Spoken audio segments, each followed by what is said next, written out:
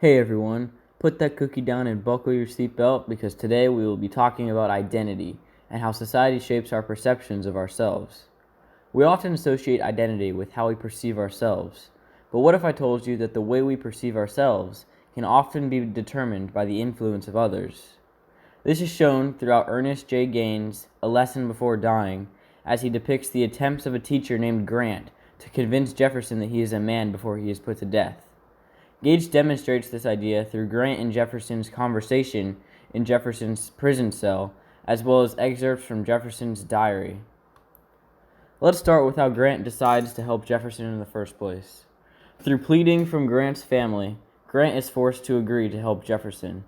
Currently, Jefferson's identity has been drastically warped by those around him, which in this case is the white judicial system. We learn from Grant's godmother-esque figure, Tante Lou, that during Jefferson's trial, the lawyers, quote, called him a hog.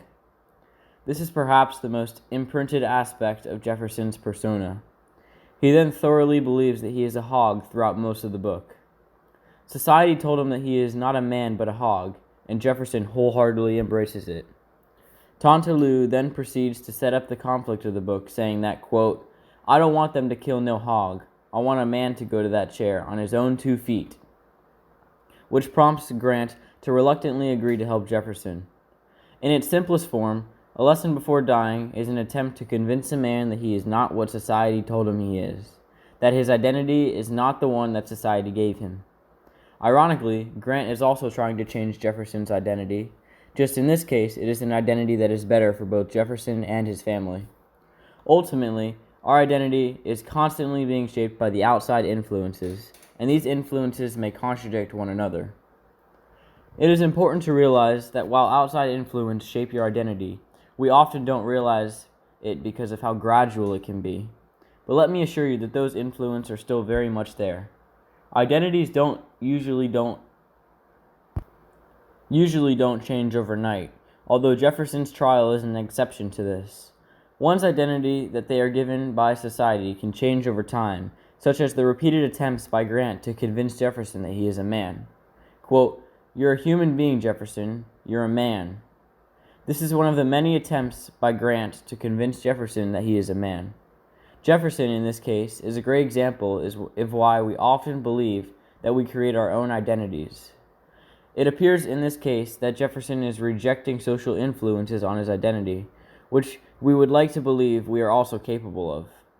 However, just a few months later, Jefferson will believe that he is a man. So why exactly is this? Why does Jefferson have this identity change so drastically and not realize it? The same reason you and I would not notice influences on our identity in a similar situation. We do not notice that society is changing our identity as it is gradual, and humans as a species are not good at noticing gradual changes. For a look at this gradual change, we can see what Jefferson does shortly afterwards. Quote, I'm going to show you how an old hog eats. It would appear as though Jefferson has completely rejected Grant's influence, as he accompanies this statement by sticking his head into a bag of food and proceeding to eat it like a pig. But is this really the case? While Grant's influence may not have worked at the moment, Jefferson's identity has already begun to be shaped by this new influence. Just a couple visits later, and Jefferson now believes that he is indeed a human. Jefferson affirms this in his diary. Quote, Good by me, Wiggin, tell them I'm strong, tell them I'm a man. Goodbye, Mr. Wiggin, I'ma go ask Paul if he can bring you this. This statement shows the accumulation of all of Grant's influences on Jefferson.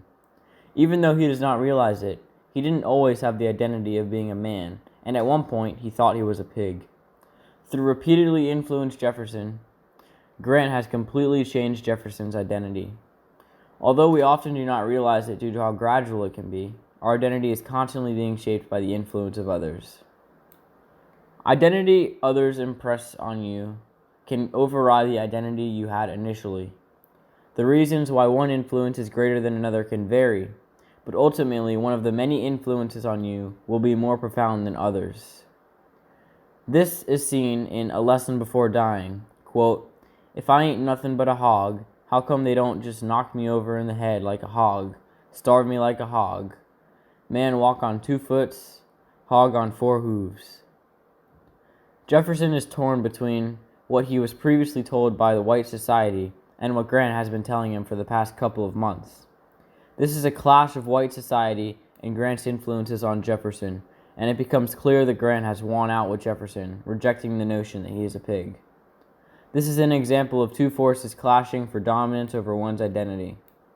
In this case, Grant has a much more compelling and strong message: Jefferson is a man, not a pig, and through repeated attempts, melds Jefferson's identity to shape his message.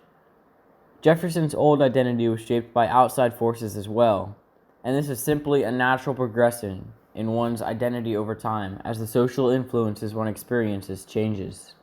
Family and friends are a much stronger influence than a society that Jefferson isn't even part of, and this is the case for most Americans as well. While many factors make up human self-identity, most Americans agree the primary factor that makes up their identity is family. While we aren't really focusing on one particular influence on one's identity, the fact that most Americans agree that an outside influence shaped their identity is significant. Family is in essence a small portion of the society which impress upon you various influences, and it shapes your identity just like many other influences in your life. Whether it is Jefferson being shown by Grant that he is a man and not a pig, or Americans agreeing that they are strongly influenced by at least one aspect of their society, it is easy to have your existing identity changed by other, more potent influences. Through looking at Grant's attempts to convince Jefferson that he is a man and Ernest Gaines's A Lesson Before Dying, we have come to a realization about one's identity. Your identity is shaped by the influence of others. Think about what you consider your identity to be, and then think about things which are larger components of your life. You'll find that somewhere along those components influenced your identity even if you didn't realize it. Well, that's all for today. Cheerio, fellas. Hi. I have to be Bend down a little bit. Bend down a little bit. There you go. You're